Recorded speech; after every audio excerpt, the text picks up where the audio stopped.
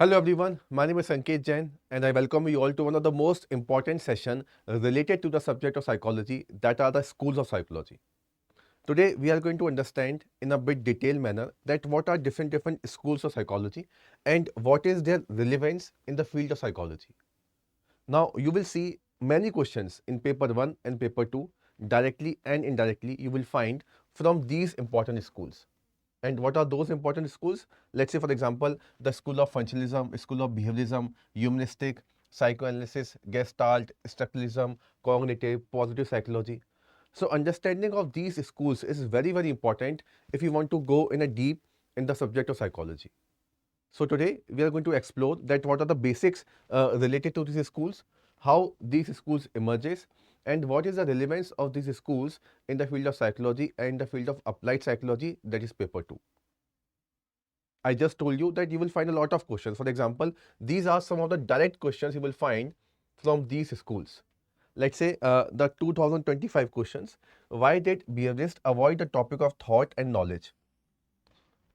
What is the point of distinction between the school of behaviorist and the school of functionalism and the structuralism? Why they avoided this particular topic?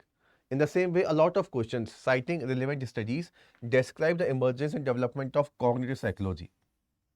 Special reference to structuralism, functionalism, and you can see upon the behaviorism also.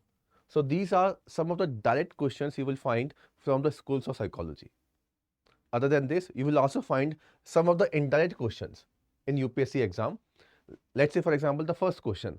The edifice of behaviorism was built upon the loopholes of theological approach of psychoanalysis.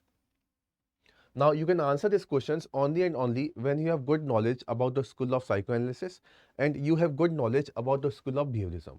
Then only you can answer this particular question. We can see some more questions. For example, explain self-defeating behavior of a person from the humanistic perspective. Again, a question from the understanding of the school of psychology. How have neuroscientists and evolutionary scientists contribute to the modern psychology? This is again from the schools of psychology. Therefore, understanding different schools, their basics, their founders, and their relevance is very important. So, in today's lecture, we are going to explore upon all those different schools of psychology one by one. Now, before moving forward, this is very important that how this school emerges. तो देखिए उसके लिए हमारे पास बहुत ही important quote है, very important name in the field of psychology, that is Hermann एमिंगॉस. इसके बारे में आप लोगों ने पढ़ा होगा, आप लोगों ने सुना होगा एक फॉरगेटिंग कर्व के बारे में. काफ़ी सारे शॉर्ट्स और रील भी बनती हैं इस फॉरगेटिंग कर्व के बारे में, जो बताती है कि समय के साथ साथ हम चीज़ों को भूल जाते हैं. ये फॉरगेटिंग कर्व हरमन एमिंगॉस ने दी थी, और हरमन एमिंगॉस ने हमें बहुत इंपॉर्टेंट कोट भी थी रिलेटेड टू साइकोलॉजी. हरमन एमिंगॉस कहते थे कि psychology has a long past, but you can see over here only a short history. Now this statement has a lot of understanding. ये जो स्टेटमेंट है ये हमें बताता है कि साइकोलॉजी का जो पास्ट है वो काफ़ी लॉन्ग है और हिस्ट्री इसकी काफ़ी शॉर्ट है. That is we can say let's say this is the psychology when it emerge. Psychology emerged in 1879. Before 1879, psychology was considered as a part of philosophy. Okay, so a lot of philosophers actually influenced the field of psychology. For example, Plato, Aristotle, René Descartes, Immanuel Kant. So these were the early philosophers who actually influenced the field of psychology. So psychology was considered the part of philosophy, and then psychology became a separate discipline in the year of 1879 after the emergence of the first school that is known as School of Structuralism. And then after 1879, we are living in 2025, and 2025 psychology is what it is we can see now right now. Okay, so you can see this time period is very less in comparison to this time period. Therefore, psychology has a long past but a very short history you can see over here. Now, in the long past of psychology, it was influenced by various Greek philosophers. They influenced the field of psychology. But at that time, psychology was not scientific. Psychology became scientific in the year of 1879 after the emergence of the school of structuralism. And then you can see different kind of schools emerge after 1879. For example, structuralism, functionalism, okay, and then behaviorism, cognitive, humanistic, different kind of schools emerge. And then we can see in 2025, we reached the subject of psychology like a multidisciplinary branch. It can be applied everywhere: sports psychology, military psychology, terrorism psychology. So this is how the emergence of psychology is traced back. Now, if you go into the syllabus of UPSC, so in the first chapter, that is the chapter of introduction. Now, in that particular chapter, a topic is given, that is historical antecedent of psychology. In this historical antecedent of psychology, we need to understand all these Greek philosophers and all the different kind of schools of psychology. So what is the meaning of this term if you find in the syllabus, historical antecedent of psychology? So for example, right now, let's say for example, right now we use Instagram, we use Facebook, we use Twitter. So these are the current form of social media which we are using right now. Okay, but these form of social media was not the same before a long time back. So what are the historical antecedent of social media tools which we are using right now? The historical antecedent of this particular thing is the print media or the newspaper. So previously newspaper was there, previously print media was there. Like we talk about the time of just after independence or before independence. Then what comes? TV comes, okay. Then computers comes, and now we call them like it has evolved in the form of social media, Instagram or Facebook. Okay, so these are what? These are the historical antecedent of this particular thing, Instagram or Facebook. In the same way, historical antecedent of psychology are these important Greek philosophers.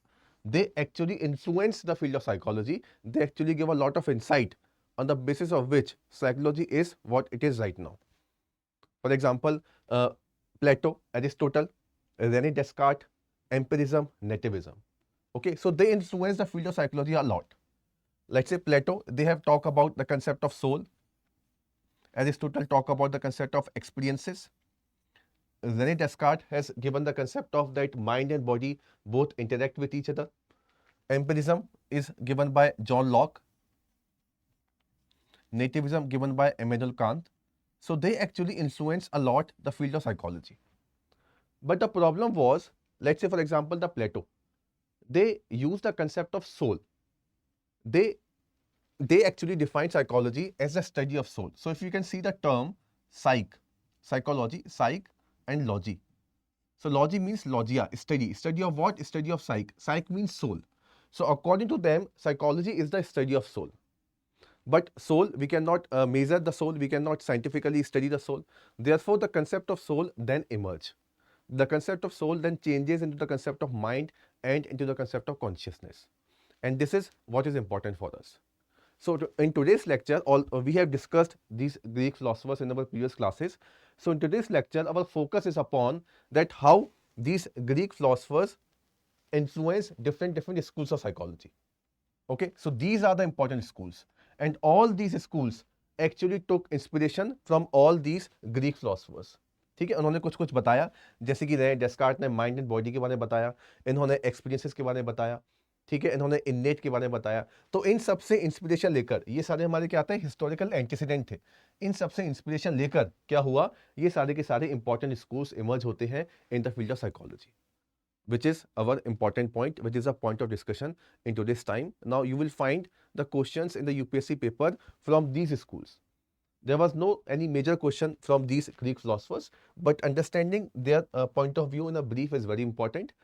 But today lecture, we will focus upon these different kind of schools. Now understand what is happening over here. If you can see that psychology in the starting, they were focusing upon the concept of soul. They were focusing on the concept of soul. So this time we are talking about the ancient Greek philosophers. Okay, so the Greek philosophers, the important one, like we can say the Plato, the Aristotle, René Descartes, and others, they were talking more about the concept of soul. But then this definition of psychology emerged itself. Then this concept of soul. Then the psychologist, when psychology becomes psychology in year 1879, we are talking about the time of 1879. So 1879. The first school of psychology was established, that is the school of structuralism by Wilhelm Wundt. So 1879, all the psychologists, all the researchers, they begin to understand the concept of mind or the consciousness. Mind or consciousness. So they begin to talk about different kind of mental process. For example, they begin to talk about our thought. Okay, they begin to talk about our sensations. These kind of things emerges. So in this way, psychology was evolving itself. In the starting, it was a study of soul. Then it was a study of mind. Then it will move again further. Then another important school will come. That is the school of behaviorism. So when school of behaviorism was emerged, the important persons are John Watson and others. They begin to say that no, psychology should not only study mind. Psychology should study behavior. Behavior is very important. So they begin to understand behavior part. Okay, behavior which can be observed, जिसको हम observe कर सकते हैं, जिसको हम measure कर सकते हैं. So in this way, psychology again evolved. Starting, psychology was a study of mind, then it was a study of behavior. And right now, what do we say? We say that psychology is the study of mind and behavior in a scientific manner. Why in a scientific manner? Because all these kind of things, all these kind of studies, they were conducted with the help of scientific instrument. They used a lot of method which are scientific in nature, that we study in research method, and on the basis of those methods, they actually define the concept of psychology. So in this way, the soul, the concept of soul, it was not scientific, then it becomes scientific, then again it becomes scientific. And now we say that psychology is a study of, scientific study of mind and behavior. So you can see the shift. Shift कहाँ पर निकल के आया? जो shift की अगर बात करें, शिफ्ट निकल के आता है 1879 में. 1879 के अंदर क्या होता है? 1879 के अंदर आप देखिए पहला स्कूल आता है साइकोलॉजी का, जिसको हम कहते हैं school of structuralism. Then school of functionalism, then gestalt, psychoanalysis, behaviourism, humanistic, cognitive, biological, evolutionary, socio culture, positive psychology. ये सारे स्कूल्स हमारे लिए बहुत इंपॉर्टेंट होते हैं. तो अगर हम बात करें शुरुआत के दो स्कूल की, हालांकि शुरुआत के जो दो स्कूल हैं, they do not have so much relevance right now. आज के टाइम पर हम इनके बारे में बात नहीं करते. These are known as early schools of psychology. शुरुआत के दो जो होते हैं, ये जो देते हैं, पहला वाला स्कूल जो आता है वो आता है विलियम वुंड के द्वारा. टू इंपॉर्टेंट नेम्स आते हैं, William Wundt and Titchener. Okay, and the second one functionalism, the famous name is William James. They actually talk about the concept of mind, about the concept of consciousness. Then we will move forward. Gestalt psychology also emerged. Gestalt psychology talk about the holistic concept. Whole is very, very important. We will understand this particular concept. It was given by the important persons are Wertheimer and Kohler. These are the important names. Then you can see psychoanalysis. They study the concept of unconsciousness. For them, unconsciousness is very important. तो ये unconscious के बारे में पढ़ेंगे. Okay, and who is the founder over here? Sigmund Freud, a very famous name in the field of psychology. Okay, behaviorism. They will reject the concept of mind. They will focus only upon the behavior. ये सिर्फ behavior के बारे में पढ़ेंगे. Okay, John Watson, Pavlov, these are the important person. ठीक है, हम इनके बारे में पढ़ेंगे. Watson हो गया, Pavlov हो गया. So these are the important person over here. Then you can say humanistic psychology. They focus upon human potential. Okay, so I just told you the concept was evolving, mind, behavior. Then it evolved further. Some people will come, they will start to talk about that we should also focus upon human potential. Human potential, like say for example motivation. This should also, we should also study the concept of motivation. Okay, what is the thing which is motivating an individual? We should also focus upon self growth of the individual. We should also focus upon self concept of the individual. तो यहाँ से ये बातें भी हमारी होना शुरू हो जाती हैं. ठीक है, ये कहाँ से शुरू होंगी? When this school you can see humanistic psychology emerge. Okay, it was given by Maslow, and the second important name is Rogers. So these are the important persons you can find over here. Then a very important, again a very important and very relevant into this time, that is cognitive psychology emerge. They focus upon different kind of mental processes. ये mental process के बारे में बात करेंगे. Okay, a very important name over here is Neisser. Ulrich Neisser is there. ठीक है. Then biological neuroscience psychology is there. A very important name Kepler, although it has not so much relevance. Evolutionary psychology. Okay, Darwin and David Buss, a very important name over here. Sociocultural psychology, sociocultural school, Vygotsky, a very important person. Positive psychology, again a very important one, that is given by Seligman, Martin Seligman. Okay, so these are the important schools of psychology. So therefore we need to understand them very clearly कि ये कहानी शुरू कैसे हुई. तो कहानी शुरू कैसे हुई मैंने आपको बताया. ये सारी कहानी शुरू होती है जब हम इनके बारे में पढ़ेंगे. यहाँ से आगे बढ़ते हुए माइंड के बारे में, फिर बिहेवियर के बारे में, और फिर ह्यूमन पोटेंशियल के बारे में. अब सबसे पहली बात जो निकल के आती है, सबसे पहली बात है कि ये जो कंसेप्ट ऑफ माइंड है, कंसेप्ट ऑफ कॉन्शियसनेस है, यहाँ से शुरुआत हुई. तो इन्हीं के बारे में ही समझना इंपॉर्टेंट है. अब concept of mind, concept of consciousness के बारे में शुरुआत में जो लोग थे वो कौन कौन से थे? हमारे स्कूल ऑफ स्ट्रक्चरलिज्म और स्कूल ऑफ फंक्शनलिज्म. ये हमारे पास दो इंपॉर्टेंट स्कूल निकल के आते हैं.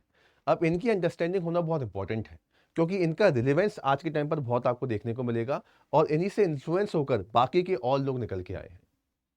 ऑल्दो इन दोनों स्कूल की आप देखोगे इनकी इंपॉर्टेंस, मतलब इनके स्कूल का आप डायरेक्ट सिग्निफिकेंस आपको कहीं देखने को मिलेगा नहीं, लेकिन इनडायरेक्टली इन्होंने काफ़ी और जगह पर इन्फ्लुएंस डाला है, काफ़ी और चीज़ों के बारे में बताया है. तो इनके बारे में स्टार्टिंग में हमें समझना बहुत इंपॉर्टेंट है. अब होता क्या है, जैसे कि आप देखेंगे 1879 में साइकोलॉजी क्या बनती है? साइकोलॉजी एक अलग ब्रांच बन जाती है. Psychology previously was considered the part of philosophy, फिर 1879 में इसको एक अलग ब्रांच बनाने की बात की जाती है. अब अलग ब्रांच बनाने की जब बात की जाती है तो कहा यह जाता है कि साइकोलॉजी को हम अलग ब्रांच बनाएंगे और साइकोलॉजी को हम साइंटिफिक तरीके से पढ़ेंगे. It is very important. तो साइकोलॉजी एक साइंटिफिक फाउंडेशन की तरह निकल के आती है और आप देखोगे यहाँ पर, आप देखिए यहाँ पर काफ़ी सारे रिसर्चर्स बैठे हुए हैं और ये बात कर रहे हैं कि किस तरीके से साइंटिफिक इंस्ट्रूमेंट का इस्तेमाल करके हम साइकोलॉजी को पढ़ें. और हमें हमेशा ध्यान रखना है, मतलब ये लोग हमेशा ध्यान रखेंगे इस बात का कि साइकोलॉजी को हम साइंटिफिक तरीके से ही पढ़ेंगे, तभी हम इसको अलग बना सकते हैं फ्रॉम डिफरेंट ब्रांचेस. तो यहाँ से आप देखिए साइकोलॉजी अडॉप्ट साइंटिफिक मेथड. अब साइंटिफिक मेथड क्या होते हैं? साइंस के अंदर क्या होता है? साइंस के अंदर हम अलग अलग तरीके के हाइपोथेसिस क्रिएट करते हैं कि अगर ऐसा होगा तो क्या होगा, ऐसा हो गया तो क्या होगा, फिर हम उसको प्रूफ करने की कोशिश करते हैं. In the same way science के अंदर हम क्या करते हैं? हम अलग अलग एक्सपेरिमेंट परफॉर्म करते हैं, हम डेटा इकट्ठा करते हैं. अब इसी तरीके के आप देखोगे इसी तरीके के मेथड का इस्तेमाल किया जाता है साइकोलॉजी के अंदर. जैसे कि हमारे पास एक चैप्टर निकल के आता है रिसर्च मेथड. तो रिसर्च मेथड चैप्टर के अंदर हम यही देखेंगे कि कैसे कैसे ये सारे मेथड का इस्तेमाल करके साइकोलॉजी के अंदर अलग अलग कंसेप्ट को बनाया जाता है. अलग अलग टेस्ट किए जाते हैं चेक करने के लिए कि ये जो इंस्ट्रूमेंट है या जो हमने टेस्ट बनाया है इसकी रिलायबिलिटी क्या होती है, इसकी वैलिडिटी क्या होती है. तो इस तरीके से साइंटिफिक इंस्ट्रूमेंट का इस्तेमाल करके साइकोलॉजी को पढ़ना स्टार्ट कर दिया जाता है. और पहले दो इंसान जो आप देखोगे यहाँ पर, आप देख सकते हैं स्क्रीन के ऊपर, the first person is Wilhelm would and the second person is William James. अब ये दो नाम बहुत इंपॉर्टेंट है क्योंकि यही दो लोग शुरुआत में साइंटिफिक तरीके से साइकोलॉजी को पढ़ना स्टार्ट करेंगे और दोनों ही कॉन्शियसनेस के बारे में बातें करते हैं. They both focus upon the concept of consciousness, they both focus upon the concept of mind. ठीक है, माइंड के बारे में, कॉन्शियसनेस के बारे में, इनके बारे में बात करना शुरू करेंगे. तो 1879 में साइकोलॉजी स्प्लिट फ्रॉम फिलॉसफी और यहाँ पर बात होना शुरू हो जाती है कि माइंड को, कॉन्शियसनेस को, यानी कि हमारी अवेयरनेस को, हमारी मेंटल प्रोसेसेस को समझना कैसे है, इनको पढ़ना कैसे है. अब आप देखिए यहाँ पर दो नाम है, ये दोनों ही अलग अलग जगह से हैं. पहला नाम आप देखोगे William Wundt. He founded the first psychological laboratory in Leipzig university. ठीक है, तो लिपलिस यूनिवर्सिटी के अंदर आप देखेंगे यहाँ पर ये अपना जो पहला लेबोरेटरी होता है इसको ओपन कर देते हैं. लिपलिस यूनिवर्सिटी यानी कि जर्मनी के अंदर.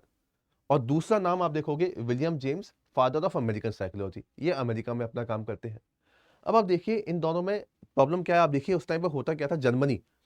जर्मनी एक ऐसी जगह मानी जाती थी जहां पर आप देखिए काफ़ी साइंटिफिक काम हुआ करते थे, एक्सपेरिमेंटल काफ़ी हुआ करते थे. They focus more upon analysing the information, analytical information के ऊपर ज़्यादा विश्वास रखते थे.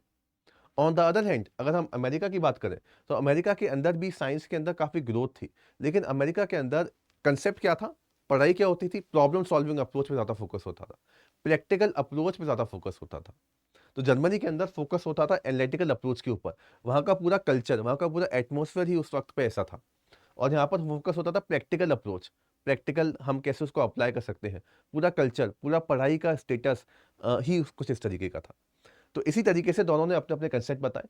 सबसे पहले इन्होंने एनालिटिकल तरीके से इसको समझाया. फादर ऑफ एक्सपेरिमेंटल साइकोलॉजी में इनको बोलते हैं. इन्होंने क्या बोला कि हमें माइंड के फंक्शन को नहीं समझना, हमें माइंड के एलिमेंट को समझना है। This is very important for this. ये क्या कहते थे कि हर एक चीज को ब्रेक डाउन करके समझो। तो मान लीजिए फॉर एग्जाम्पल, अगर मैंने आपको एक लेमन टेस्ट करने को दिया, मैंने आपको एक लेमन टेस्ट करने को दिया, तो अगर आपने बता दिया कि भाई ये लेमन है, तो काम खत्म हो जाएगा। ऐसा आपको नहीं करना है। अगर मैंने आपको लेमन टेस्ट करने को दिया, तो आप मुझे ये बताइए कि लेमन को जब आपने टंग के ऊपर रखा, तो आपको क्या सेंसेशंस निकल के आते हैं, आपको क्या फीलिंग होती है, क्या इमेज आपके माइंड के अंदर बनती है लेमन को लेकर, ये आपको बताना है। ब्रेक डाउन करके हर एक चीज को समझने की कोशिश करनी है, जैसे कि केमिस्ट्री के अंदर किया जाता है। केमिस्ट्री के अंदर आप देखोगे ना, एटम को हमने ब्रेक डाउन किया, हर एक चीज को हमने ब्रेक डाउन किया, केमिकल रिएक्शन से हमने उसको तोड़ा। तो chemistry again a principle of science. तो साइकोलॉजी क्या चाहती थी, अपने आप को साइंस की तरह बनाना है। तो साइंस की तरह बनाने के लिए उन्होंने यही केमिस्ट्री का प्रिंसिपल फॉलो किया कि हम ब्रेक डाउन करके हर एक चीज को समझने की कोशिश करेंगे। इस तरीके से हमारा पहला स्कूल निकल के आता है, that is the school of structuralism which is given by would. ठीक है, तो ये क्या बोलेंगे, mind is a structure and it can be ब्रेकन down into elements. On the other hand functionalism वाले क्या बोलेंगे, अगेन मैंने आपको क्या बताया था, ये अमेरिका में थे फंक्शनलिज्म वाले, तो ये प्रॉब्लम सॉल्विंग प्रैक्टिकल पे ज्यादा विश्वास रखते थे। तो ये बोलेंगे कि भाई एलिमेंट नहीं, हमें इसका पर्पस समझना है, माइंड को हम यूज कैसे कर सकते हैं, इसके बारे में समझना है। तो ये डिबेट यहां से शुरू हो जाती है, लेकिन डेफिनेटली कॉन्ट्रीब्यूशन जो जाएगा हम कहेंगे इन्हीं को जाएगा, क्योंकि यहां से शुरुआत हुई थी। 1879 में सबसे पहले इन्होंने शुरुआत की थी। आप देखोगे this is a brief about a very important name in the field of psychology, और ये काफी इंपॉर्टेंट है क्योंकि यहाँ से ही शुरुआत होती है। Wilhelm would, father of psychology में इन्हें कहा जाता है, और ये वाला स्कूल ये बनाएंगे। Started the first laboratory to study human mind और ह्यूमन कॉन्शियसनेस। ठीक है, try to apply scientific method to the study of the mind, और स्ट्रक्चरलिज्म के ऊपर इन्होंने अपना जो है कंसेप्ट यहाँ पे दिया। अब यहाँ पे हम समझेंगे कि ये क्या बताना चाहते थे। तो इसके लिए इन्होंने एक एक्सपेरिमेंट भी किया, a very important, a very famous experiment आप देख पाएंगे 1879 के अंदर ये करते हैं। Measure the time it took for people to. अब यहाँ पे आप देखिए, यहाँ पर दो कंडीशंस आपको देखने को मिलेंगी, you can see over here. The first condition, आपको बटन दबाना है, आपको ये बजर यहाँ पर लगा हुआ है, आपको इसका बटन दबाना है। दो कंडीशन है आपके पास में। पहली कंडीशन ये है कि push a button when a ball drop. ठीक है, 1/10 ऑफ द सेकेंड, ये टाइम, इतने टाइम में लोगों ने बटन दबा दिया। ये कब दबाया, when they push a button when the ball drop based on what they hear the ball hit the platform। दूसरा आपको बजर दबाना है, push a button when consciously aware of hearing the ball hit the platform। दोनों में अंतर है। पहले वाले में आपको बटन दबाना है जब एक्चुअली एग्जैक्टली आपने सुन लिया कि बॉल जो है ग्राउंड पर हिट कर चुकी है। दूसरी वाली कंडीशन के अंदर आपको बजर दबाना है जब आप इस बात से कॉन्शियसली अवेयर होते हो कि बॉल ग्राउंड पर हिट करने वाली है। आप देखोगे यहां पर टाइम निकल के आता है 2/10 ऑफ द सेकेंड। ये आपका कॉन्शियस अवेयरनेस है, इसी को ही समझना है। इसी को ही समझने की कोशिश कौन करते हैं, विलियम वुंड करते हैं, कि भाई ये अलग अलग क्यों है, why are these types different. तो एक कॉन्शियसनेस जो होती है ये काफ़ी इंपॉर्टेंट है। जब आप अवेयर होते हो किसी चीज़ से, तो उस अवेयरनेस के अंदर क्या क्या एलिमेंट इन्वॉल्व होते हैं, क्या क्या प्रोसेस इन्वॉल्व होती हैं, उनको समझना बहुत इंपॉर्टेंट है। जैसे कि फॉर एग्जाम्पल आप एक कमरे के अंदर बैठे हुए हैं, कमरे के अंदर बैठे हुए हैं, तो आपने किसी ने डोरबेल बजाई, आप गए और आपने गेट ओपन कर दिया। ठीक है, तो ये वाली कंडीशन हो जाती है। लेकिन कभी कभी ऐसा भी होता है कि हमें लगता है कि कोई डोर पे आने वाला है, और हमें लगता है और हम गेट ओपन करने चले जाते हैं, तो वो टाइम अलग होगा। वो कॉन्शियस अवेयरनेस आपके अंदर कैसे आती है, उसको हम कैसे अलग अलग एलिमेंट में बांट के समझ सकते हैं, यही इनका सब्जेक्ट मैटर था।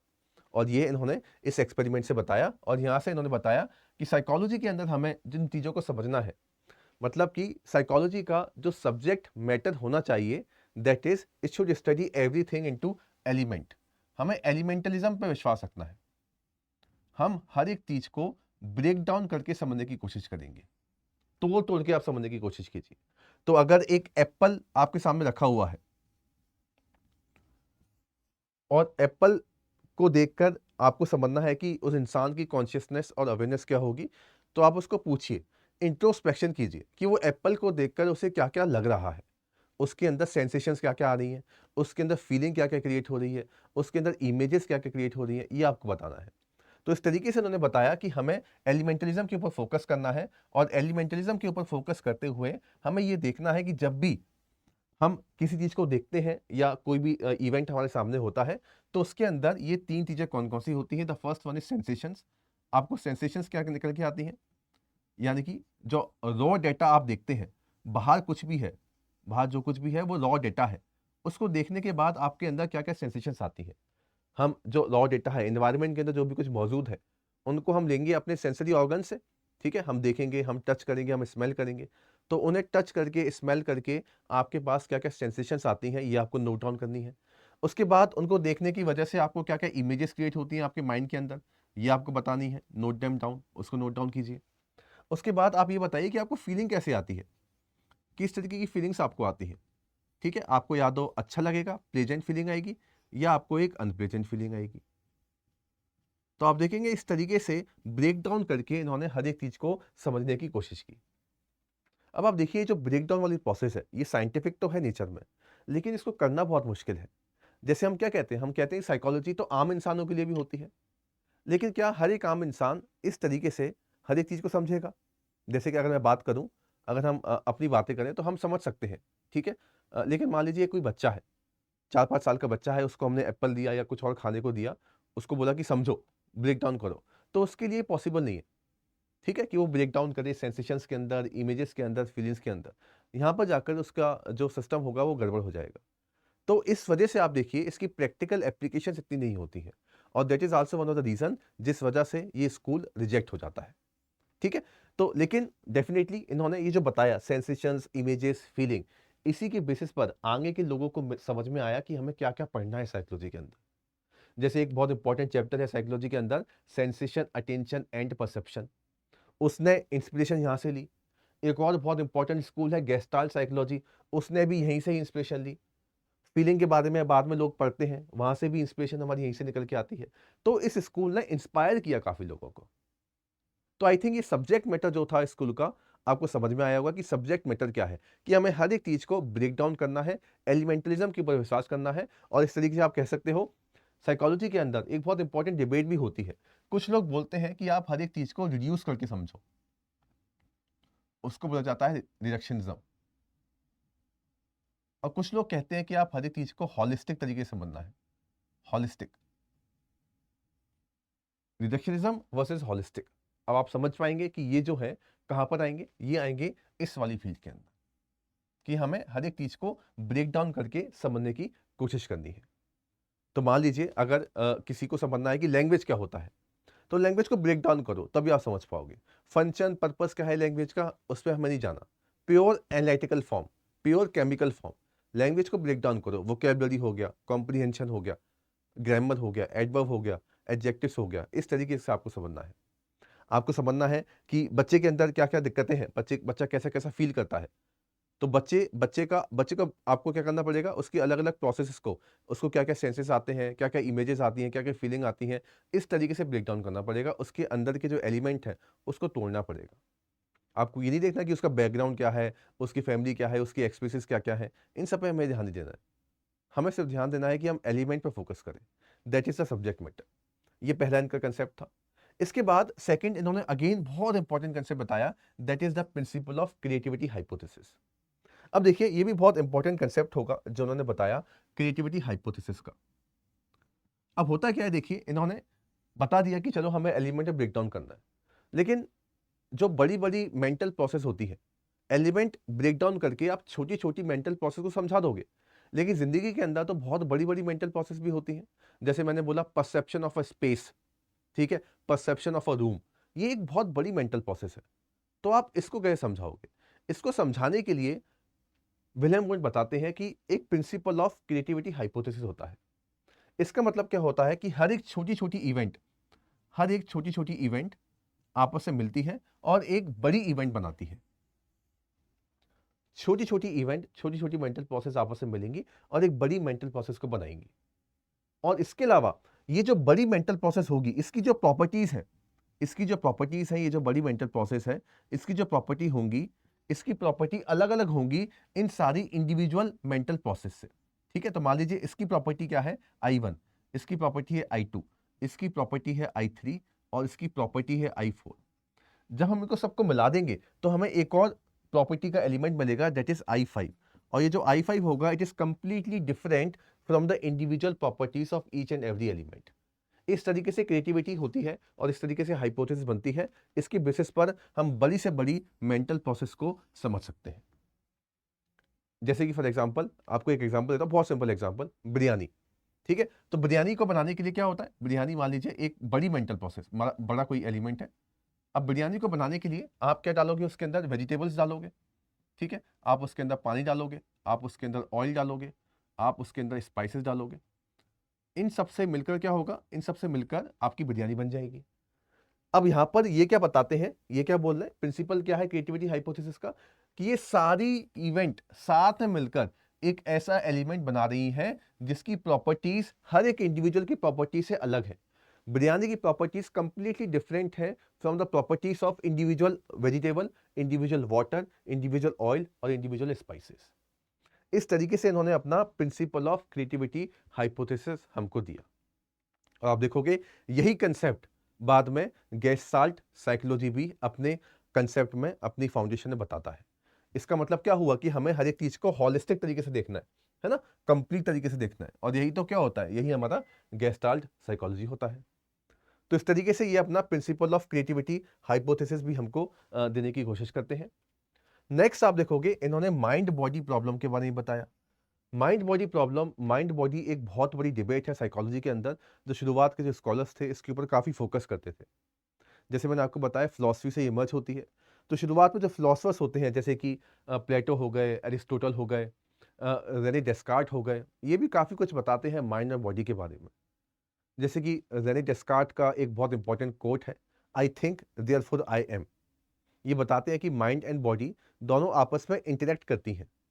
कैसे इंटरेक्ट करती हैं, with the help of pineal gland. ऐसा अर्ली फिलोसफर से बताया था। तो एक बहुत बड़ी डिबेट होती है कि भाई हम साइकोलॉजी के अंदर माइंड को पढ़ें या साइकोलॉजी के अंदर हम बॉडी को पढ़ें। यानी कि साइकोलॉजी के अंदर हम सिर्फ मेंटल प्रोसेस को पढ़ें या फिर हम बिहेवियर जो हम एक्ट करते हैं या जो हम एक्शंस करते हैं, जो हम डेली बेसिस पे करते हैं, उनको हमें पढ़ना चाहिए। This is one of the most important debate you will find in the field of psychology. और डेफिनेटली हर एक रिसर्चर का जो शुरुआत के जितने भी रिसर्चर थे उन सब का कुछ ना कुछ व्यू पॉइंट था इस बात को लेकर। तो जो वुंड थे वो क्या कहते थे कि माइंड एंड बॉडी दोनों एग्जिस्ट करती हैं, लेकिन माइंड एंड बॉडी के बीच में कोई इंटरेक्शन नहीं है। माइंड एंड बॉडी अपना काम अलग अलग कर रही है, there is no any kind of interaction over them. तो माइंड अपना काम अलग करता है, बॉडी अपना काम अलग करती है। जैसे कि इन्होंने बोला, इसको बोला जाता है साइकोलॉजिकल साइकोलॉजिकल पैरेलिज्म। ये जो कंसेप्ट होता है इसको बोलते हैं साइकोलॉजिकल पैरेलिज्म। साइकोलॉजिकल पैरेलिज्म का मतलब क्या हो गया, यानी कि माइंड एंड बॉडी सेपरेटली जो है अपना काम करने की कोशिश करती है। माइंड अपना काम अलग करता है, बॉडी अपना काम अलग करती है। तो इस तरीके से आप देखिए ये साइकोलॉजिकल पैरेलिज्म के ऊपर भी अपनी बात करेंगे, माइंड एंड बॉडी के ऊपर भी अपनी बात करेंगे। और नेक्स्ट मेथड का इस्तेमाल किया इन्होंने, ये बहुत कॉन्ट्रोवर्शियल था।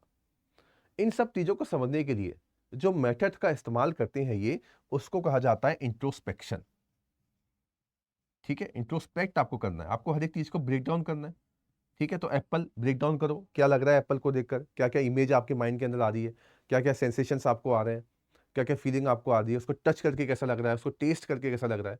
इसके बेसिस से बताएंगे हम कि भाई आपका एप्पल को लेकर क्या परसेप्शन है पूरा का पूरा। तो ये कैसे होगा, आपने इंट्रोस्पेक्ट किया, आपने झांका, look into it, break down into it, ये आपने किया। That is a method of introspection. अब परेशानी क्या है कि ये जो मेथड ऑफ इंट्रोस्पेक्शन था, ये कहते थे कि ये कोई नॉर्मल इंडिविजुअल इस्तेमाल नहीं कर सकता। इसके लिए आपको साइंटिफिक, यानी कि इसके लिए आपको एक प्रैक्टिकल प्रैक्टिशनर चाहिए जिसने किया हो, प्रैक्टिस में किया हो इंट्रोस्पेक्शन, वही इसको अच्छी तरीके से इस्तेमाल कर सकता है। तो इस तरीके से इन्होंने अपना मेथड ऑफ इंट्रोस्पेक्शन भी दिया, और इस तरीके से स्ट्रक्चरिज्म स्कूल जो आता है निकल के आता है। और ये काफ़ी अलग अलग जो ब्रांचेस हैं हमारी साइकोलॉजी की, उनको इन्फ्लुएंस करेगा। जैसे कि गेस्टाल्ट साइकोलॉजी वेरी इंपॉर्टेंट, जैसे कि कॉग्निटिव साइकोलॉजी भी यहाँ से काफ़ी कुछ इंस्पिरेशन लेती है। सेंसेशंस के जो कंसेप्ट होते हैं अलग अलग, वो भी आप देखोगे यहीं से ही इंस्पिरेशन लेंगे। एक्सपेरिमेंटल साइकोलॉजी जो पूरी की पूरी ब्रांच होती है, वो तो आप देखोगे यहीं से ही स्टार्ट होती है। तो इस तरीके से ये स्कूल ऑल्दो अपने आप में ख़त्म हो गया आज के टाइम पर, बट इसने आगे के लोगों को काफ़ी इंस्पायर किया। और इस स्कूल के बारे में कहा भी जाता है कि ऐसा स्कूल है जिसका जन्म होता है लिपलिस यूनिवर्सिटी के अंदर, और वहीं इसका अंत भी हो जाता है। लिपलेस में इसका जन्म हुआ, लिपलेस यूनिवर्सिटी के अंदर ही इसका अंत हो गया। ठीक है, तो ये हमारा पहला स्कूल हो गया। ओके, अब देखिए इस स्कूल के बारे में एक खास बात और है। इन्हीं के शिष्य और हुआ करते थे ईबी टेचनर। तो उन्होंने भी वो इस स्कूल को और आगे लेके गए और कहा जाता है कि उनके कंट्रीब्यूशन की वजह से, क्योंकि उन्होंने इसको बहुत ज़्यादा रिजिड बना दिया था, उसी वजह से ये खत्म हो गया। तो विलियम वुड ने शुरुआत की, आप देख पाएंगे स्क्रीन के ऊपर, 1832 से लेके 1920।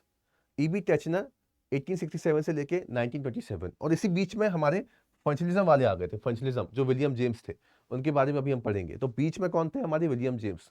तो वहाँ पर ही अपना काम चल रहा था। वो अमेरिका में अपना काम कर रहे थे, और ये वुड जो थे वो अपना काम कहाँ पे कर रहे थे? जर्मनी के अंदर, लिबलिज के अंदर, एनालिटिकल तरीके से। और वहाँ पर विलियम जेम्स प्रैक्टिकल तरीके से अपना काम कर रहे थे, पर्पस समझ रहे थे, उसको अभी हम समझेंगे। टेचनर इसको और आगे लेके जाएंगे। लेकिन दोनों में आप देखो कंपैरिजन है। अगर हम थोड़ा सा समझने की कोशिश करें कि भाई वुंड और टेचनर ने क्या क्या किया, तो वुंड ने तो शुरुआत की, लेकिन वुंड ये मानते थे कि माइंड जो है ना वो एक तरीके से एक्टिव है, माइंड जैसे एक्टिव प्रोसेस। लेकिन ऑन द अदर हैंड जो उनके शिष्य थे टेचनर, जिन्होंने इसको प्रॉपर एक स्कूल की तरह बनाया, उन्होंने क्या बोला? उन्होंने फोकस अपना और कम कर दिया। उन्होंने बोला कि माइंड पैसिव है, और इन्होंने क्या किया? इंट्रोस्पेक्शन को बहुत ही ज्यादा रिजिड बना दिया। वुंड एक बार को रिलैक्स से बोलते थे कि चलो ठीक है, इंट्रोस्पेक्शन को नॉर्मल लोग भी इस्तेमाल कर सकते हैं कभी कभी किसी किसी केस में। लेकिन टेचनर ने क्या बोला कि नहीं, इन्होंने बोला कि भाई ये जो इंट्रोस्पेक्शन का मेथड है, इसको सिर्फ और सिर्फ इस्तेमाल कौन करेगा? इसको वही इस्तेमाल करेंगे जिनके पास बहुत ज़्यादा प्रैक्टिस है, वही इसको अच्छी तरीके से हैंडल कर सकते हैं, कोई और इसको सही तरीके से हैंडल कर ही नहीं सकता है। ठीक है, तो यहाँ से आप देखिए ये जो होता है, इनके अंदर कुछ शिफ्ट निकल के आ जाते हैं। पहले हमारे वुंड होते हैं, वो जो वुंड आप देखोगे, वुंड साइकोलॉजिकल ग्रो इनटू, इनकी वजह से ये सारे कॉन्ट्रीब्यूशन निकल के आए। जैसे मैंने आपको बताया, cognitive, experimental, gestalt psychology, culture psychology, यहाँ पर इनके कॉन्ट्रीब्यूशन थे। लेकिन टेचन ने क्या किया? इस फील्ड को बहुत ज़्यादा नैरो बना दिया, मेड इट वेरी नैरो। और इसी की वजह से आप देखोगे टेचनर जो लेके गए, इनका बहुत जल्द मतलब डाइड वेरी क्विकली, स्कूल जो था वो खत्म हो जाता है, and it is then replaced by functionalism, क्योंकि इसकी कुछ भी प्रैक्टिकल एप्लीकेशन नहीं थी।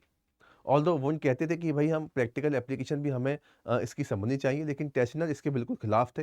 वो कहते थे कि हमें प्रैक्टिकल तरीके से साइकोलॉजी को बिल्कुल भी नहीं समझना, हमें बिल्कुल फोकस करना है on the understanding of pure mental element by breaking them down into different different kind of part. तो इस तरीके से प्रैक्टिकल एप्लीकेशन ना होने की वजह से आप देखोगे ये जो स्कूल होता है ये जल्द ही आपका अंत हो जाता है। और इसके बाद जो सेकंड इंपॉर्टेंट स्कूल निकल के आता है, that is the school of what? School of functionalism. ठीक है, तो मैंने आपको बताया था स्टार्टिंग के अंदर दो स्कूल बहुत इंपॉर्टेंट थे हमारे लिए। These are known as early schools of psychology. The first one is the school of structuralism, which was given by Wilhelm Wundt and then taken forward by E.V. Techner, and the second school is William Functionalism. इसके लिए जो important नाम होते हैं that is William James,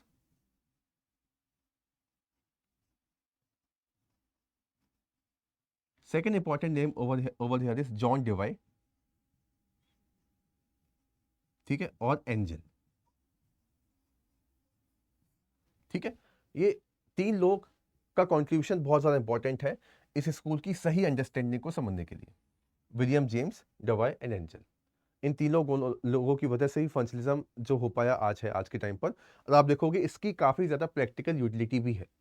okay, अब functionalism क्या बोलता है कि हमें पर्पस पर ध्यान देना है। We need to focus upon the function of consciousness. Function of consciousness जो होता है वो बहुत इंपॉर्टेंट होता है, ये इसके ऊपर बात करते हैं। जैसे कि हम सिंपल एग्जांपल अगर लें, मान लीजिए एक कंसेप्ट है लैंग्वेज का। तो लैंग्वेज का जो कंसेप्ट है उसको स्ट्रक्चरलिज्म क्या बोलेगा? हमें इसको ब्रेक डाउन करना है। अगर आपको लैंग्वेज को समझना है तो आप इसको तोड़िए, आप इसको ब्रेक डाउन कीजिए। कैसे ब्रेक डाउन कीजिए? आप वोकेब में ब्रेक डाउन कर दो, ठीक है, ग्रामर में ब्रेक डाउन आप इसको कर दीजिए, ठीक है, एडजेक्टिव में आप इसको ब्रेक डाउन कर दीजिए। इस तरीके से आपको ब्रेक डाउन करके समझना पड़ेगा कि लैंग्वेज क्या होती है। ऑन द अदर हैंड जो फंक्शनलिज्म वाला स्कूल है वो क्या बोलता है कि भाई आपको ब्रेक डाउन नहीं करना है, आप ये समझो कि इस लैंग्वेज का पर्पस क्या होता है। What is the purpose of this particular language? Language का पर्पस क्या होता है? Language is use for communication purposes. Language का इस्तेमाल होता है कम्युनिकेशन के लिए, ठीक है, तो कम्युनिकेशन के लिए आपको लैंग्वेज का इस्तेमाल करना है। This is the function of the language. इस तरीके से इन्होंने अपना ये कंसेप्ट बताया। कि हमें हर एक चीज़ का फंक्शन जो होता है उसको समझना चाहिए, वही हमारे लिए बहुत इंपॉर्टेंट होता है। तो इस तरीके से स्कूल ऑफ फंक्शनलिज्म हमारा इमर्ज होता है बाय विलियम जेम्स। सबसे पहले इंसान ये थे, उसके बाद आते हैं जॉन डेवाय और एंजल। एक और सिंपल एग्जांपल से हम इसको समझने की कोशिश करते हैं। जैसे मान लीजिए मैं बात करूं आपको बल्ब बल्ब की बात करता हूं। तो अगर हम बल्ब की बात करें तो मान लीजिए अगेन दो हमारे पास, एक आया स्ट्रक्चरिज्म, एक आया फंक्शनलिज्म। तो अगेन ये वाला क्या बोलेगा, इसको ब्रेक डाउन करो, तोड़ डालो। ठीक है, तोड़ डालो यानी कि ब्रेक डाउन करके समझो, सच में नहीं तोड़ना है। ठीक है, तो हम इसको तोड़ेंगे तो हमें क्या मिलेगा, फिलामेंट मिलेगा, हमें ग्लास मिलेगा, हमें कुछ गैस भी मिलेगी। तो इस तरीके से हम इसको समझेंगे। और फंक्शनलिज्म क्या बोलेगा कि बल्ब का पर्पस क्या होता है, बल्ब का पर्पस होता है लाइट करना, इल्यूमिनेट करना, उजाला करना, ये इसका पर्पस है। तो आप देखोगे आपको समझ में आ रहा होगा कि जो फंक्शनलिज्म है उसकी प्रैक्टिकल यूटिलिटी है। और इसको इमर्ज करते हैं अमेरिका में, इमर्ज होगा ये बाय विलियम जेम्स। ठीक है, और विलियम जेम्स हमें यहाँ पर भी कुछ इंपॉर्टेंट कंसेप्ट बता के जाते हैं। विलियम जेम्स क्या बोलते हैं कि तीन चीज़ों के बारे में बात करेंगे, ये इमोशंस, मेमोरी और माइंड एंड बॉडी प्रॉब्लम। अब आपको समझ में आएगा कि कैसे ये चीज़ अलग थी और इन्होंने हमें क्या क्या कंसेप्ट के बारे में बताया। सबसे पहला कंसेप्ट इमोशन, उसके बाद मेमोरी, उसके बाद माइंड एंड बॉडी प्रॉब्लम। अब विलियम जेम्स क्या थे, मैंने आपको बताया था जितने भी जो स्कूल्स आए हैं साइकोलॉजी के, ये सारे के सारे इन्फ्लुएंस थे पुराने लोगों से, पहले के जितने भी लोग थे, फिलोसफर्स या जो अर्ली रिसर्चर्स थे। इसी तरीके से विलियम जेम्स काफ़ी ज़्यादा इन्फ्लुएंस थे बाय डार्विन। डार्विन का नाम आप लोगों ने सुना होगा। डार्विन की एक थ्योरी भी है, सर्वाइवल ऑफ द फिटेस्ट। ठीक है, तो ये सर्वाइवल ऑफ द फिटेस्ट का जो कंसेप्ट है काफ़ी जगह हम देखेंगे इन the field of psychology also. जैसे कि एक ब्रांच हमारी है जिसको हम कहते हैं इवोल्यूशनरी साइकोलॉजी। इवोल्यूशनरी साइकोलॉजी के अंदर आपको काफ़ी हद तक ये कंसेप्ट देखने को मिलेगा कि किस तरीके से डार्विन ने इन्फ्लुएंस किया साइकोलॉजी के फील्ड को। ऐसे ही डार्विन से इन्फ्लुएंस होते हैं विलियम जेम्स। विलियम जेम्स ये कहते हैं कि सर्वाइव करना बहुत इंपॉर्टेंट है। What is the survival of the fittest. आपको अगर सर्वाइव करना है कभी भी, तो उसके लिए हमेशा फिट रहना पड़ेगा।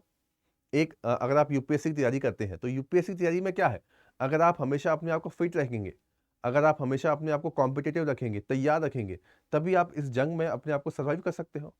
That is survival of the fittest. कोई बिजनेस अपने आप को सर्वाइव कैसे कर पाएगा, जब वो बिजनेस हमेशा अपने आप को आगे रखेगा with the help of technology और with the help of advancement, तभी वो सर्वाइव कर पाएगा। उसको अपने आप को फिट रखना पड़ेगा। तो हर एक इंसान को सर्वाइवल चाहिए। ठीक है, सर्वाइवल रखने के लिए वो अलग अलग बॉडी के फंक्शंस करता है। ठीक है, तो जो भी कुछ होता है हमारे पास में, इमोशंस है, हमारी मेमोरी है, इस सब का काम क्या है, इन सब का काम होता है सर्वाइव करना। ठीक है, तो ऐसे ही ये इमोशंस के बारे में हमें बताने की कोशिश करेंगे कि हमारे जितने भी बेसिक इमोशंस होते हैं उनके बेसिस से हम क्या कर पा रहे हैं, हम सर्वाइव कर पा रहे हैं। ठीक है, जैसे कि मैं आपको एक बहुत ब्यूटीफुल एग्जांपल बताता हूं, उसको हम इवोल्यूशनरी साइकोलॉजी के अंदर भी पढ़ेंगे। ठीक है, जैसे हंसना, लाफ्टर, एंजॉयमेंट। ठीक है, तो लाफ्टर क्या होता है, लाफ्टर, हंसना क्या होता है, laughter is not just the reaction to any kind of humour. किसी ने जोक क्रैक किया और आप हंस दिए, इतना ही तो ना होता है लाफ्टर। अगर आप किसी इंसान के साथ में हंस रहे हैं, किसी इंसान के बातों पे हंस रहे हैं, कभी कभी हम ऐसे भी हंस देते हैं ना कि भाई जोक पसंद नहीं आता है, लेकिन जस्ट कि भाई हाँ हमारा दोस्त है, हमारे साथ में बैठा हुआ है, तो आपने हंस दिया। क्यों? क्योंकि आपको उसके साथ में रहना है, आपको उसके साथ में सोशल बॉन्डिंग और ज़्यादा स्ट्रॉन्ग करनी है। ये आपकी रिक्वायरमेंट है। हमें सोसाइटी में रहना होता है। सोसाइटी में रहने के लिए हमें लोगों के साथ कनेक्टिविटी बनाना बहुत इंपॉर्टेंट है। कनेक्टिविटी बनी रहेगी तो हम सोसाइटी में किसी ग्रुप में सर्वाइव कर सकते हैं। तो इसके लिए हम हंसते हैं। This is our basic emotions. Okay, तो इस तरीके से इमोशंस का काम क्या होगा, मेमोरी का काम क्या होगा, ताकि आप सर्वाइव कर सको। आपका पर्पस क्या है, सर्वाइव करना। This is the functions of the emotions, this is the functions of the memory. और इसी के बेसिस पर आप देखिए, इमोशन के लिए ये बहुत इंपॉर्टेंट एक थ्योरी भी देते हैं, that is known as James Lange theory. आप लोगों ने अगर नहीं पढ़ी तो हम ये पढ़ेंगे in the chapter of emotion, motivation emotion, James lens theory of motivation. ठीक है, अब देखिए यहाँ से आपको एक बात और समझ में आएगी। जो James length theory of motivation है, इसमें देखिए विलियम जेम्स तो ये हो गए, ठीक है, फंक्शनलिज्म वाले, साइकोलॉजी की बात करेंगे। जो लेंज है ये फिजियोलॉजिस्ट है, फिजियोलॉजिस्ट यानी कि बॉडी की फिजियोलॉजी के बारे में पढ़ते हैं। अब James length theory of emotion क्या बताती है, हमें बताती है कि हमारी बॉडी के अंदर इमोशंस क्रिएट कैसे होते हैं। मान लीजिए आपने किसी ब्लैक बियर को देखा, आप एक जंगल में जाते हैं, आपने किसी ब्लैक बियर को देखा, तो ब्लैक बियर को देखकर आपकी बॉडी की फिजियोलॉजी के अंदर कुछ ना कुछ चेंज निकल के आएंगे। आपको हो सकता है पसीना आ जाए, आपकी हो सकता है कि हार्ट बीट बहुत तेज हो जाए, आपको हो सकता है कि आपकी सांसें बहुत ज़्यादा बढ़ जाए। और इन सब चीज़ों की वजह से क्या होगा, इन सब चीज़ों की वजह से आपको डर लगेगा, आपके अंदर एक इमोशन क्रिएट होगा। तो इमोशन क्या होता है, डर, हंसना, लाफ्टर, दीज आर इमोशंस। तो जेम्स लेंस थ्योरी क्या बोलती है कि कोई भी ब्लैक बियर आपके सामने आया, ठीक है, तो ब्लैक बियर को देखने की वजह से क्या हुआ, आपकी बॉडी के अंदर फिजियोलॉजिकल अराउजल होता है, आपकी बॉडी के अंदर फिजियोलॉजिकल अराउजल होता है। और जब ये फिजियोलॉजिकल अराउजल होगा, उसकी वजह से एक इमोशन निकल के आएगा, उसकी वजह से एक इमोशन निकल के आएगा। ठीक है, इमोशन क्या हो गया, आपको डर लगा, फियर का इमोशन निकल के आ गया। तो इस तरीके से ये प्रोसेस होती है। ये थ्योरी कौन देता है, ये हमें विलियम जेम्स बताने की कोशिश करते हैं। अब यहाँ से देखिए, आपको एक बात और समझ में आएगी। वो बात क्या है कि फिलॉसफी का तो इन्फ्लुएंस है साइकोलॉजी के अंदर, हमें ये भी समझ में आया कि फिजियोलॉजी का भी इन्फ्लुएंस है साइकोलॉजी के पास। ठीक है, तो साइकोलॉजी अपने आप को कनेक्ट कर दी है हर एक चीज से। फिलॉसफी से तो हम निकल के आए हैं, और फिजियोलॉजी से भी आप देखिए यहाँ पर आपको कनेक्शन देखने को मिलेगा। तो हमारी बॉडी के अंदर कुछ हो रहा है, तो उसकी वजह से भी हमारी मेंटल प्रोसेस क्या हो रही है, मेंटल प्रोसेस चेंज हो रही है। इमोशन क्या हुआ, इमोशन एक तरीके की आपकी मेंटल प्रोसेस है, इमोशंस हो गए, ठीक है, मोटिवेशन हो गया। ओके, मेंटल प्रोसेस यानी कि माइंड जिसको आप टच नहीं कर सकते, intangible thing, thought, emotions, motivations, decision making, reasoning, cognition, ये सारी आपकी मेंटल प्रोसेस है। तो एक मेंटल प्रोसेस हो रही है इस वजह से, क्योंकि आपकी बॉडी के अंदर कुछ ना कुछ फिजियोलॉजिकल चेंज निकल के आ रहे हैं। अब यहाँ से आप समझिए, हमें एक बहुत इंपॉर्टेंट और बहुत ही इंसाइट हमें समझ में आता है about the status of this mind and body problem. अब अगर हम माइंड और बॉडी प्रॉब्लम की बात करें, तो माइंड और बॉडी प्रॉब्लम के बेसिस पर जो पहले के स्कूल थे, यानी कि स्कूल ऑफ स्ट्रक्चरलिज्म, वो क्या बोलता था कि माइंड एंड बॉडी है, एग्जिस्ट करते हैं, but they work separately. Psychological parallelism इसको बोलते हैं। लेकिन यहां से हमको क्या समझ में आया कि नहीं, माइंड एंड बॉडी तो आपस में इंटरेक्ट करते हैं, they interact with each other. Interact जो हो रहा है, ये क्या है आपका, this is what, this is the mind, ये आपकी मेंटल प्रोसेस है। और ये क्या है, ये आपकी बॉडी, ये आपकी बॉडी के अंदर हो रहा है, यानी कि आपकी फिजियोलॉजी के अंदर हो रहा है। तो यहाँ से माइंड एंड बॉडी प्रॉब्लम के बारे में ये क्या बताएंगे, ये कहेंगे कि माइंड एंड बॉडी प्रॉब्लम जो होती है, they both exist and they both interact also. ये एग्जिस्ट करते हैं और दोनों आपस में इंटरेक्ट भी करते हैं। इसी वजह से जो पहले वाले थे, विलियम वुंड, उनको कहा जाता है साइकोलॉजिकल पैरेललिज्म, और इसी वजह से इनको कहा जाता है साइकोलॉजिकल इंटरेक्शनिज्म। ठीक है, ये कहे जाएंगे साइकोलॉजिकल इंटरेक्शनिज्म। ओके, यहाँ से साइकोलॉजिकल इंटरेक्शनिज्म का कंसेप्ट जो होता है, अब वो हमारे पास निकल के आ जाता है। अब इसी के बाद आप देखोगे इमोशंस की बात हो गई, माइंड एंड बॉडी प्रॉब्लम के बारे में बात हो गई। इसी तरीके से आप देखोगे ये मेमोरी के बारे में ही बताएंगे। ये कहते हैं कि जो मेमोरी होती है ना, उसका काम भी यही है ताकि हम अपने आप को सर्वाइव कर सकें। मेमोरी का हम इस्तेमाल इस वजह से करते हैं क्योंकि उसका एक पर्पस है। वो पर्पस पूरा करने के लिए हम किसी चीज़ को याद रखते हैं। जैसे कि मैं आपको पूछूं कि what was the last movie जो आपने देखी थी और आपको याद है। अब अगर मैं आप ये सवाल आप लोगों से पूछता हूं, तो सब लोगों का जवाब अलग अलग होगा। कोई हो सकता है किसी और मूवी के बारे में बताए, है ना, कोई चक दे इंडिया बोले, या फिर कोई जो अभी द ओली अटैक बोले, सर्जिकल स्ट्राइक के बारे में बोले, या कोई और मूवी के बारे में बताए। तो ये क्या हुआ, हर एक इंसान अलग अलग मूवी क्यों बताएगा, क्योंकि उस मूवी का सिग्निफिकेंस है उसकी ज़िंदगी के अंदर, इस वजह से वो मूवी उसको याद है। और इसी वजह से ऐसी चीज़ें जिनका सिग्निफिकेंस हमारी ज़िंदगी के अंदर नहीं होता, हम उनको भूल जाते हैं, और वही क्या कहलाती है, वही कहलाती है forgetting.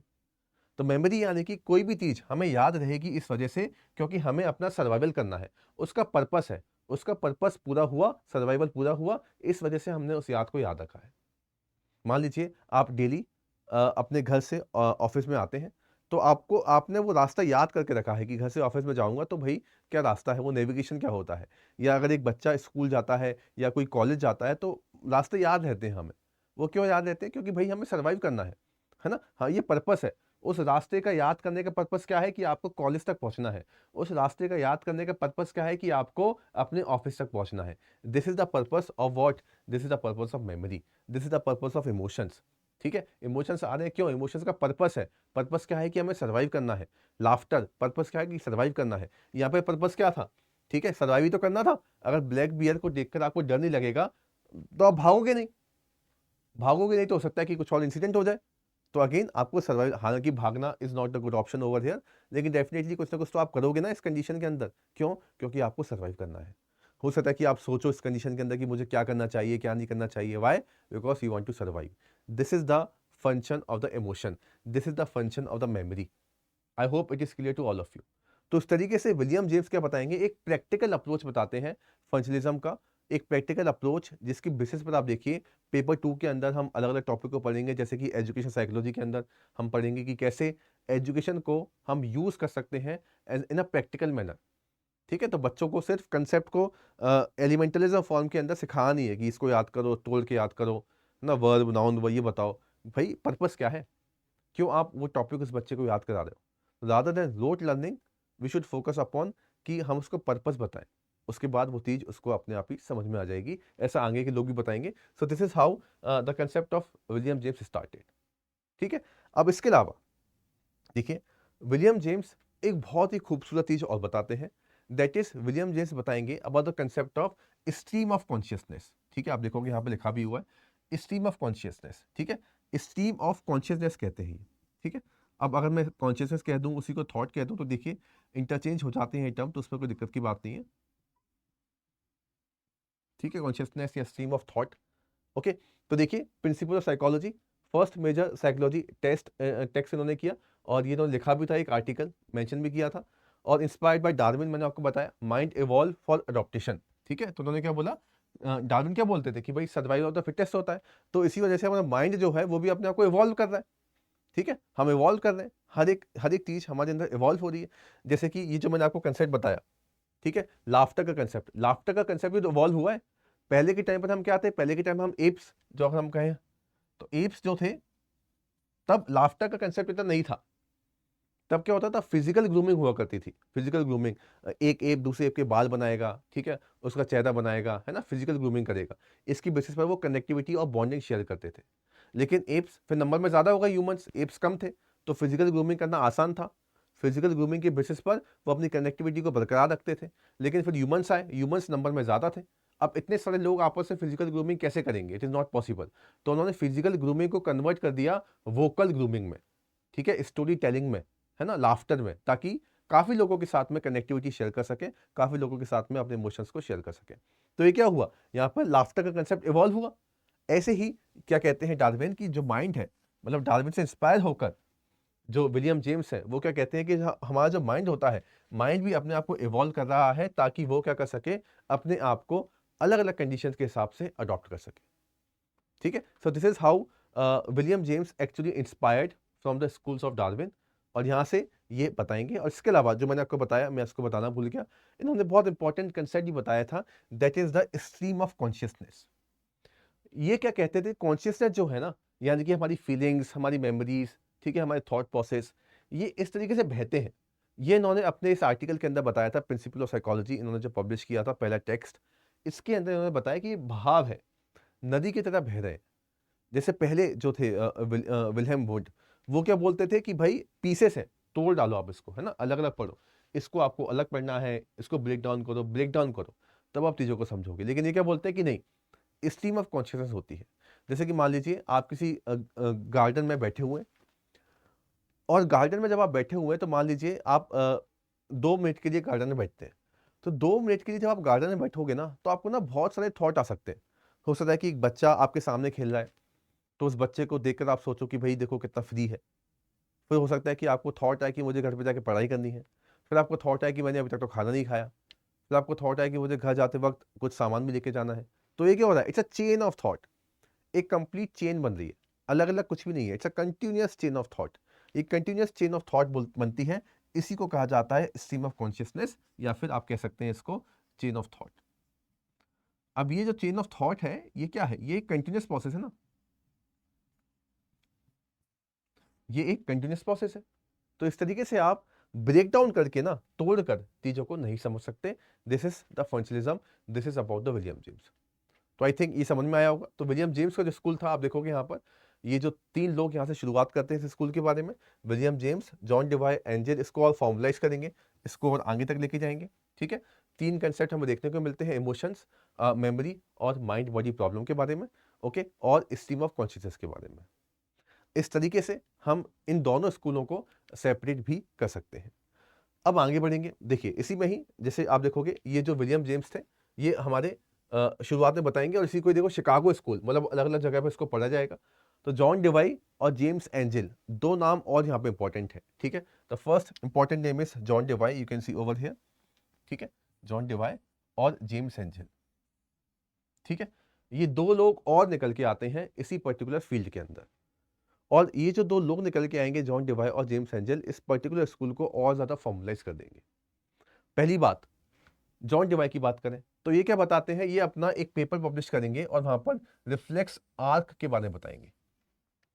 On the other hand James angel क्या बोलेंगे कि भाई हमें साइकोलॉजी को study of mental operations not structure, यानी कि वही बात जो विलियम जेम्स हमको बताते हैं, इसको और फॉर्मुलाइज तरीके से बताना स्टार्ट कर देंगे, ठीक है। तो यहाँ पे क्या होता है, देखिए जॉन डिवाई और एंजल, शिकागो स्कूल, पहला कंसेप्ट आया रिफ्लेक्स आर्क पेपर का 1896 के अंदर दिया। बहुत इंपॉर्टेंट कंसेप्ट है रिफ्लेक्स आर्क। आप देखोगे यहाँ पर इस डायग्राम में, आप देखिए इस डायग्राम में आप देखोगे तो देखिए ये स्टिमुलस है, ये आग लगी है, ठीक है, ये मान लीजिए कैंडल है, यहाँ पर आग लगी हुई है। इस कैंडल को आपकी फिंगर ने टच किया, यहाँ से रिसेप्टर निकल के आया, ये फिंगर ने टच किया, फिर कुछ ना कुछ रिस्पॉन्स आपका निकल के आएगा। आप मान लीजिए गलती से आपकी फिंगर जो होती है इस कैंडल में लग जाती है, आप तुरंत उसको हटाओगे ना, यही करोगे आप। ये जो तुरंत हटाना हुआ, ये कैसे हुआ, पहले आग लगी, रिसेप्टर यानी कि आपके फिंगर ने उसको रिसीव किया, ठीक है, उस सेंसेशन को रिसीव किया, तुरंत सेंसरी न्यूरॉन के थ्रू स्पाइनल कॉर्ड में सिग्नल जाता है, स्पाइनल कॉर्ड से मोटर न्यूरॉन एक्टिवेट होती हैं और आपके हाथ में फिर से एक रिस्पॉन्स आता है कि मुझे अपना हाथ वहां से हटाना है। अब आप देखोगे ये एक तरीके की कंटिन्यूस प्रोसेस है ना, आप इसको तोल के पढ़ोगे तो कुछ समझ में नहीं आएगा, इट्स अ कंटिन्यूस प्रोसेस। यहाँ पर ये प्रोसेस इतनी फटाफट होती है कि आपके पास सोचने का टाइम भी नहीं है ना, ये आप सीख चुके हो, ये आपका रिफ्लेक्स निकल के आ रहा है, ओके। तो आप देखोगे यहाँ पर ये पूरी की पूरी कनेक्टिविटी है, it's a complete connectivity, this is known as reflex arc, okay. On the आप इस डायग्राम के अंदर भी देख सकते हो, ठीक है। जैसे ही आपने ये फिंगर देखा स्टिमुलस, तो वैसे ही आपका ये क्या हुआ, आपने इसको हटा दिया, ओके। सो हेयर आल्सो जैसे ही ये आपने उंगली पर आपका फिंगर टच हुआ यहाँ पर कैंडल पर, वैसे ही न्यूरॉन गए, स्पाइनल कॉर्ड एक्टिव हो गई, मोटर न्यूरॉन पे गया वो, वहाँ से रिस्पॉन्स निकल के आया और तुरंत आपने क्या किया, आपने अपना हाथ वहाँ से हटा दिया। इस तरीके से रिफ्लेक्स आर्क का कंसेप्ट इन्होंने दिया जॉन डिवाई ने, ठीक है। तो आप देखोगे again it's a continuous process. तो हमें होल आप देखो, हमें हर एक बिहेवियर को एक हॉलिस्टिक तरीके से समझना है, पार्ट में इसको नहीं समझना। तो देखिए यहाँ से एक इंपॉर्टेंट चीज और निकल के आती है, इन्होंने हॉलिस्टिक के बारे में बात की। देखिए अभी अगला जो स्कूल आएगा हमारा गेस्टाल्ट साइकोलॉजी, वो भी कुछ आपको ऐसी ही बात करने को देखने को मिलेगा। इसके अलावा आप देखिए सेकंड इंसान जो नेक्स्ट पर्सन जो आते हैं, जॉन एंजल, ठीक है। तो पहले हमारे कौन से हो गए, जॉन डिवाई। इन्होंने क्रिटिसाइज किया कि भाई हमें इस वाले अप्रोच को फॉलो नहीं करना, ये वाला जो अप्रोच है it is not appropriate, reductionist approach में फोकस नहीं करना है, ठीक है। रिडक्शनिस्ट अप्रोच किसका था, विलियम वुंड का, जो मैंने आपको बताया था, ठीक है। मैंने आपको बोला था ना, एक और डिबेट थी हॉलिस्टिक वर्सेस रिडक्शनिस्ट। तो हमें इस तरीके से इसको फॉलो नहीं करना है, experience must be understood in the naturalistic context, ठीक है। और यही कंसेप्ट उन्होंने हर जगह लगाया, democracy, economics, school, nature of learning also. तो अगर डेमोक्रेसी को समझना है, तो डेमोक्रेसी को समझने के लिए आपको समझना पड़ेगा हर एक इंसान को हॉलिस्टिक तरीके से। अगर ब्रेक डाउन करके समझोगे आप नहीं समझ पाओगे, नहीं सीख पाओगे। Same in the case of economics, ठीक है। तो आप हॉलिस्टिक तरीके से विश्वास रखो कि हॉलिस्टिक में क्या हो रहा है, रिड्यूस मत करो, ठीक है। इन द सेम वे जो जेम्स और रोलैंड एंजल थे, इन्होंने भी बताया फंक्शनिज्म को कि भाई ये बहुत इंपॉर्टेंट है और हमें क्या करना है, हमें हर एक चीज का mental operation rather than mayor element of mental experience. वही बात कि हमें एलिमेंट ऑफ फोकस नहीं करना है, एलिमेंट ऑफ फोकस करेंगे तो हमारा काम हमेशा खराब रहेगा। हमें फोकस करना है upon the concept of whole, मतलब एक तरीके से हमें मेंटल ऑपरेशंस, पर्पस क्या है उस चीज का वो पढ़ना है। जैसे कि फॉर सिंपल एग्जांपल अगर हम एजुकेशन की बात करें, तो आप देखिए मैंने आपको बताया था एजुकेशन साइकोलॉजी के अंदर आप देखोगे इनकी काफी ज्यादा एप्लीकेशंस देखने को मिलेंगी। अब देखिए एजुकेशन साइकोलॉजी के अंदर क्या होता है, एजुकेशन साइकोलॉजी के अंदर हम बात करते हैं, जैसे कि मैंने आपको बोला कि हम बच्चों में, अगर हम बच्चों को स्कूल के अंदर पढ़ाते हैं तो आप क्या करेंगे, आप बोलेंगे कि भाई इस किताब के अंदर ये टेक्स्ट है, इसको याद करो, इसको याद करो, इसको याद करो। नहीं, उसको याद करने से बच्चे को क्या फ़ायदा होगा? क्या वो टेक्स्ट बुक या फिर वो जो सिलेबस है, वो बच्चों के लिए उपयोगी है भी या नहीं? बच्चों के लिए यूज़फुल है भी या नहीं? लर्निंग जो आप बच्चों को देते हैं, उसका रिलेवेंस क्या है? उसका पर्पस क्या है? उसका फंक्शन क्या है? ये तो आप बताइए। जब तक आप फंक्शन नहीं बताओगे, जब तक आप रिलेवेंस नहीं बताओगे, तब तक बात कैसे बनेगी? ठीक है? तो ऐसा हमें जॉन डिवाई और जेम्स रॉलेंट दोनों ही बताते हैं और इसी की बेसिस पे आप देखोगे एजुकेशन साइकोलॉजी के अंदर क्या होता है? जब हम इस चैप्टर को पढ़ेंगे आपको समझ में आएगा, यहाँ पे भी क्या होता है? यहाँ पे कहा गया है कि हमें हर एक बच्चे का देखना पड़ेगा कि उसका एजुकेशन, उसकी लर्निंग कैपेसिटी कैसी है। इसी बेसिस पर आप क्या करें, एवरेज बच्चों के लिए अलग करिकुलम बनाएं, इंटेलेक्चुअली गिफ्टेड बच्चों के लिए अलग करिकुलम बनाएं और इंटेलेक्चुअली डिसेबल्ड बच्चों के लिए अलग करिकुलम बनाएं, लर्निंग डिसेबिलिटी वालों के लिए अलग करिकुलम बनाएं। ऑल्दो इंडिया के अंदर ये सब होता नहीं है, लेकिन ऐसा कहा गया है। ठीक है, एजुकेशन साइकोलॉजी के अंदर क्यों? क्योंकि देखिए सबका पर्पस अलग अलग है। जैसे कि सबकी मेमोरी का पर्पस अलग है, सबके इमोशंस दिखाने का पर्पस अलग है, ऐसे ही इन सबका पर्पस अलग है, जिसके बेसिस पर ये लर्निंग कर सकते हैं, एजुकेशन को सीख सकते हैं। I hope it is clear to everyone. इस तरीके से आप देखिए ये दो स्कूल जो होते हैं वो हमारे पास निकल के आ जाते हैं। The first one you can C, the first one structuralism और दूसरा वाला फंक्शनलिज्म। अगर हम बेसिक बातें करें, इन दोनों के डिफरेंसेस के बारे में बातें करें, तो पहला जो स्कूल है वो फोकस करता है एलिमेंट के ऊपर। दूसरा जो स्कूल है वो फोकस करेगा पर्पस के ऊपर। ठीक है, इसके जो प्रोपोनेंट थे वो हो गए हमारे पास wound, second name is टेचनर।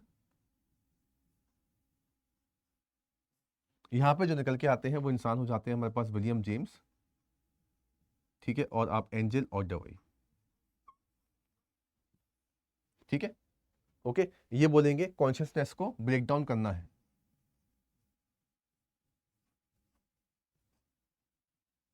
Consciousness को आपको क्या करना है, आपको ब्रेक करना है। ऑन द अदर हैंड ये क्या बोलेंगे, कॉन्शियसनेस क्या है, स्ट्रीम ऑफ कॉन्शियसनेस, आपको इस पर फोकस करना है, स्ट्रीम ऑफ कॉन्शियसनेस।